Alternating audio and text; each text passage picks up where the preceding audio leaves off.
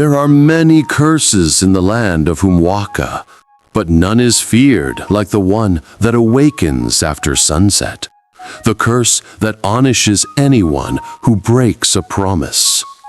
Some call it a myth, some call it an old woman's tale, but those who have met the promise keeper do not live to tell this story themselves. This is the tale of Amara, Okechi, and the night the curse returned. In the land of Umuaka, where the forest breathes and shadows listen, there exists a curse older than the village itself, a curse whispered only after sunset, a curse that punishes every broken promise. This is the story of Amara, the girl whose forgotten promise awakened an ancient horror. Amara had gone to the stream that evening as she always did. The sun was sinking, painting the river gold, but on that quiet path something called her name. A soft whisper carried by the wind, a whisper that chilled her bones. Amara turned, but no one was there. At home, her grandmother, Nwanyeoma, waited beside a flickering oil lamp. Her voice trembled as she asked Amara the question she feared most. "Did you make any promise today?" Amara laughed gently. "Only that I would fix Okechi's slingshot, but I can do it later." Grandma's eyes widened in horror. "My child, no promise must be left unkept after sunset. This land remembers, the forest remembers, and the promise keeper listens." Night fell, and with it, silence. A silence too heavy, too deep to be natural.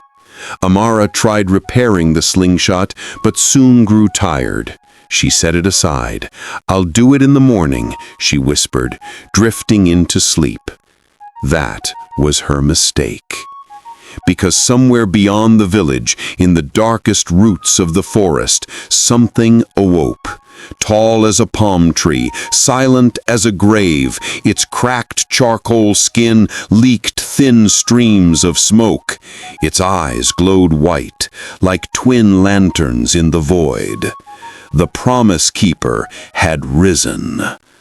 One by one, lanterns across Umuaka flickered out as it moved. Its footsteps were slow, but every step stopped the wind. Every breath froze the night.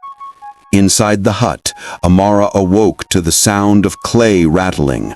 Her pot trembled on its own. A cold dread seized her heart. Okechi's scream tore through the night. She rushed outside. There he stood, stiff with fear, staring into the darkness beyond the huts. "Amara," he whispered, "something is calling you."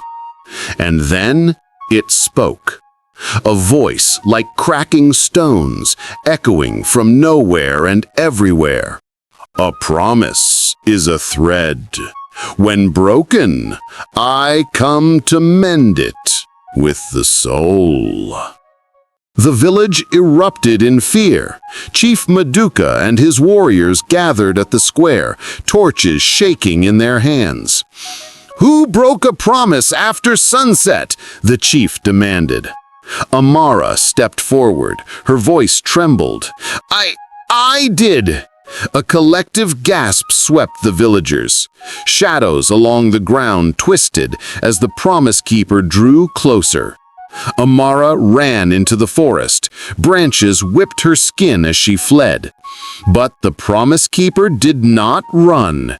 It glided, silent, unstoppable. Its long fingers stretched toward her as if the air itself obeyed it. The weight of every promise she had ever made echoed in her ears. "You said you'd be there. You said you'd return. You said you wouldn't forget." The voices drove her to her knees at an abandoned shrine deep in the forest. "I didn't mean to break my promise. Please!" The promise keeper towered above her, ready to claim its due. Its fingers inched closer, bending the moonlight around them. But then, Toke stepped forward, clutching the broken slingshot. "Amara can still keep her promise," he shouted. "She didn't break it from wickedness." The forest held its breath. Amara grabbed the slingshot with trembling hands.